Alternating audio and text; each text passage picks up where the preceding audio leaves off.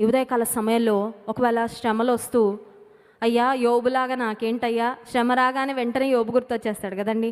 శ్రమ రాగానే యోబులాగా నాకెందుకయ్యా ఈ శ్రమలు, యోబులాగా నాకెందుకయ్యా ఈ ఇబ్బందులు అని నువ్వు ఒకవేళ ప్రార్థన చేస్తుంటే, యోబు భక్తుడు అన్నట్లుగా శ్రమలలో యోబు ఎలా దేవుని చూశాడో, నీవు కూడా దేవుని ఇంకా దగ్గరగా అనుభవపూర్వకంగా తెలుసుకోవడానికి నీ శ్రమలు ఖచ్చితంగా నీకు దోహదపడతాయి అని గుర్తించు. ఆశీర్వాద మార్గంలో నేర్చుకోలేని పాఠాలు శ్రమల మార్గంలో నేర్చుకుంటాం.